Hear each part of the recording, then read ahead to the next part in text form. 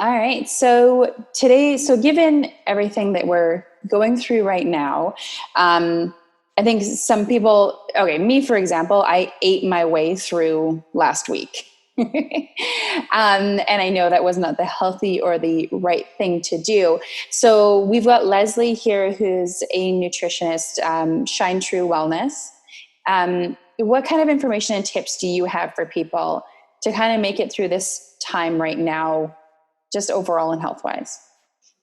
Yeah, I think first of all, there's so much uncertainty and unknown that's going on. And so that makes it really easy to get lost in worrying about things that we can't control. So I have been constantly telling people, clients, friends, whoever, that we need to focus on what we can control. And so that's what we can control is what we do and what we're exposed to in our environments, what we're putting into our bodies, but also into our minds as well. So I think that's really important to note first.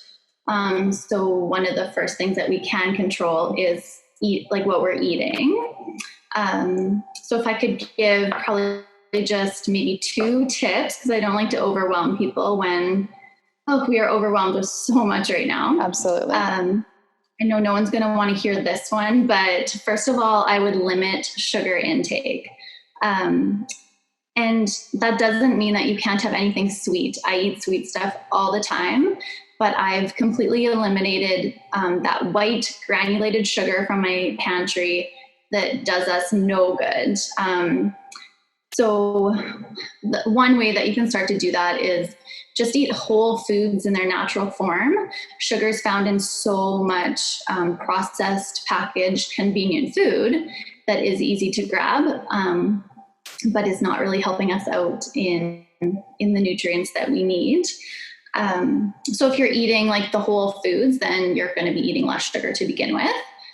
But you can also start to look at the ingredients on your labels. Unfortunately, sugar is labeled many different ways. Like I think online you can find like 60 some different names for sugar. Well, so I think that in packaging, they can be really tricky about it, right? Where they can break it down into like 4 different sugars. So you don't think that there's actually that much sugar because you only know one of them. Yeah, it's crazy, all the requirements. And so some of them are like glucose fructose, high fructose corn syrup, maltodextrin, maltose, agave syrup. Like there's just so many of them. So those are the ones that I would say just watch out for. Like first you need to become aware. So turn the package around and read the label and see where it's coming into your diet first. Like awareness is definitely that first step. And then you can start to make small changes too. Some people need to just go through their pantry and throw everything out, but I always suggest baby steps. So I think that's up for more success. And then just start to use natural sugars. So you can bake with maple syrup and honey, and you're putting like 1/4 cup of it in a batch of muffins rather than 1.5 cups of white sugar, which sugar is still sugar, but the natural forms, it's natural. Okay, so quick question. So you said use like 1/4 cup instead of 1.5 cups of sugar. Is that what the ratio is? That where I've been going wrong with my baking when I convert it over? I'm sure that's not like, I can't say for sure, but I've noticed that if I grabbed a recipe from maybe one of my mom's old cookbooks and want to make a dozen muffins, there's probably at least 1 cup of sugar in that. Yeah. And muffins that I bake these days probably don't have more than 1/4 cup of added sweetener in it. But maybe there's mashed bananas in there too, or something like that. So, right. Okay. Yeah. I wouldn't say that's the ratio, but that's just what I'm finding is different. Okay, good to know. Well, I'm not the world's best baker, but when I try and sub out honey, or sub in honey for sugar, I find that they get too runny, and it's probably because I'm putting too much honey. Yeah, and I mean, it's a liquid instead of, there's a few different things you're going to have to change. That's just why I always look for the recipes where the honey is already there, whatever. Yeah. Cool. So what other tips did you have?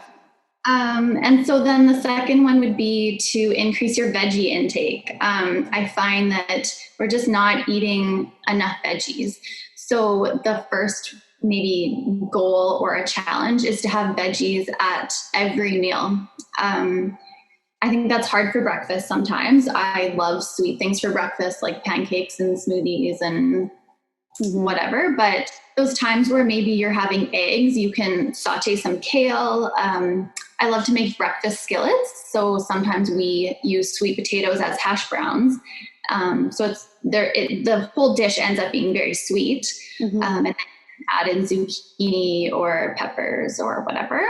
But I add lots of veggies to my smoothies as well. So sneak them in there.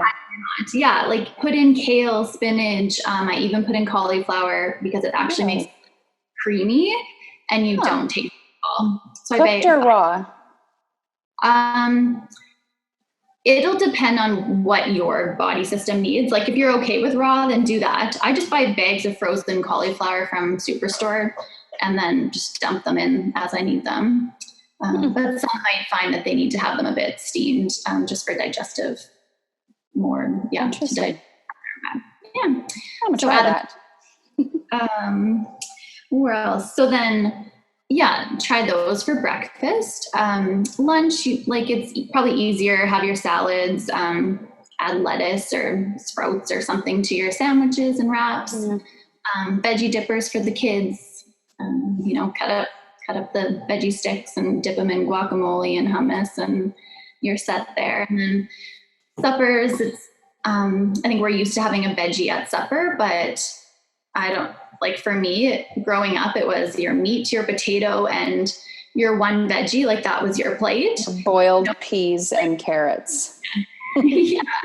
And your veggie was like just a little bit, and then a big thing of potatoes and a big thing of meat, right? Yeah. So sometimes we've not even had those potatoes or rice and just had like meat and 2 or 3 different veggies. So I usually just suggest have more than one veggie at supper, or have like a sheet meal where you're putting meat on like a cookie sheet and then roasting a whole bunch of vegetables along with it, and you're not dirtying many. So easy. Yeah, that's cool. I think those are some pretty easy things, right? Is reduce your sugar, increase your veggies. Yeah, I mean, those are the things that they're important because sugar is going to suppress your immune system. It's going to affect your mental health as well. Veggies are full of the nutrients that we need. So that's why I always say to increase them, because it's just a better bang for your buck. Well, yeah, because even like I said, like last week when I ate my way through the week, I did not eat my way healthy through the week. And I felt like crap in every way by the weekend, right? Like mentally, I was just drained. My gut wasn't happy. My whole body wasn't happy. And, now that I'm back to normal again this week, everything's good now.